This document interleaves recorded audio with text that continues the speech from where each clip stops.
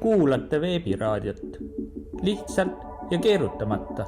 Nii nagu praegu ka selle Tolmi Atlase puhul teadlased räägivad ühte juttu, aga kuna nad ei tea ja teaduslik uurimispõhi puudub, siis nemad räägivad teadlastena mütoloogiat ja rahvas räägib oma mütoloogiat, poliitikud proovivad sellest lõigata oma mütoloogiasse siis mingisugust kasumit.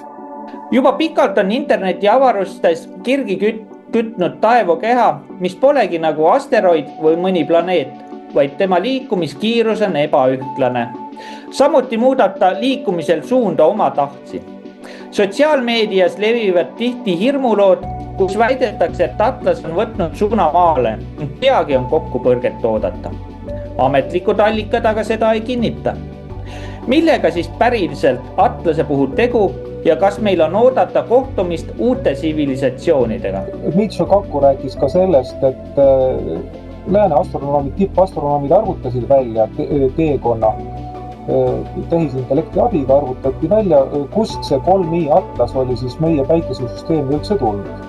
Ja avanes päris üllatav pilt. Nimelt ta oli tulnud umbes 270 valgusaasta kauguselt planeedilt või päikesesüsteemilt, mille tingimused on maa omadega päris sarnased. No selle vahe on, et seal on aasta pikkus mitte 365 päeva nagu meil, vaid on 342.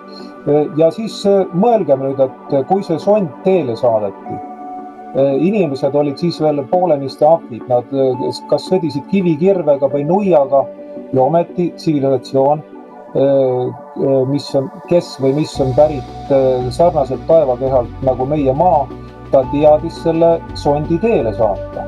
Minuni jõudis info sellest objektist siin mõned kuud tagasi ja selles käsitluses, et mida sellest sellisel nagu energeetilisel plaanil kujutab, et kas see on siis asteroid, meteoriit ja üks tuttav naisterahvas selline hästi tugevate puhaste tajudega ja ütles, et sellel on nagu kassi energia ja kes on sellesse maailma sisse vaadanud, siis see on selline tervendav, hea, positiivne ja ta ütles ka, et see siin ei ole mingi teadus, see lihtsalt inimese selline kõrgem tajutunnetus ja sellel ei ole meile mitte mingit ohtu. Jah, see, et ta teeb mingeid siukseid omapäraseid liigutusi, tähendab, et ta ei ole kuskil vaba liikumises, et ta nagu teadlik objekt ikkagi.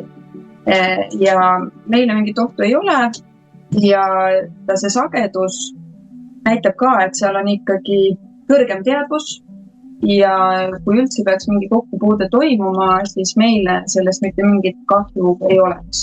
Aga suures pildist niimoodi lühidalt kokkuvõttes ma arvan, et meil on tarvis teada, mis see on, kaasa mõelda, et meid ei saaks ära hanitada hirmuga. Aga praegu ei ole minu arvates ohtu vaja karta. Avi käsitleb seda asja niimoodi, et teaduslikul uurimisel ei tohiks välistada ühtegi versiooni, mida ei saa teaduslikel alustel falsifitseerida ehk siis eitada. Ja praegu ei saa isegi verifitseerida ühtegi väidet, mis viitavad, et Atlase puhul on tegemist komeediga. Nii et falsifitseerida ei saa üldse mitte midagi ja sellepärast ta räägibki sellest, et see võib olla ka missioon teistelt tsivilisatsioonide poolt. Et tähendab, et ärme välistame midagi, kuni meil ei ole teadmist. Ja ärme tekitame paanikat, vaid uurime asja, kogume andmeid, proovime analüüsida, mis toimub. Ja kui me saame sinnamaani, et 19. detsember on ta siis maa liikumistrajektoori suhtes soodsas kohas, et me võime enda vaatlusobservatooriumides seda jälgida, siis tõenäoliselt on meil esimene võimalus, kus me saame ka koguda füüsiliselt osa sellest materjalist, mis tast erosiooniga maha jääb. Ja 3i Atlase puhul on paratamatu maailma rahvaste ja tippkosmoseriikide koostöö. Sõltumata sellest, kas 3i Atlas on vaenulik või ta on sõbralik. Igal juhul peame koostööd tegema ja lõpetada see rumal Venemaa vastane hüsteeria. Õige. Ja mina nõustun ka täiesti ja veel lisaks tahaks veel öelda sulle, Tõnu, seda, et kui teine maailmasõda lõppes, siis nii USA kui Nõukogude Liit hakkasid seda tehnoloogiat siis endale rabama sealt.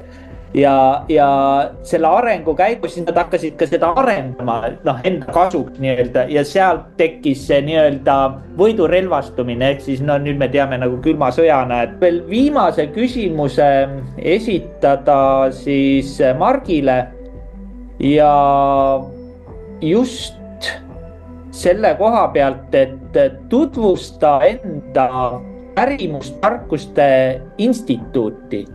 Idee on selles, et kui maailmas midagi juhtub, siis tavaliselt need fenomenid on lootusliku päritoluga ja nad juhtuvad nii ehk naa. Ja nendel on alati mingisugune seletus, aga enamus inimesi ei jõua selle niisuguse teadusliku või tekkepõhiste seletusteni, vaid alati, kui midagi juhtub põnevat, siis selle pinnale tekivad müüdid. Ja nii on, et erinevad religioonid tekivad tegelikult reaalsest praktilisest elufilosoofiast, mis aitab inimestel ellu jääda ja areneda. Aga selleks, et nad oleks üldrahvalikult kultuuriliselt kasutatavad, selleks näitest moodustatakse religioonid ja siis mingil hetkel mingi seltskond võtab selle enda valitsuse ideoloogiliseks aluseks ja hakkab rahvast lihtsalt oma kasuks orjastama.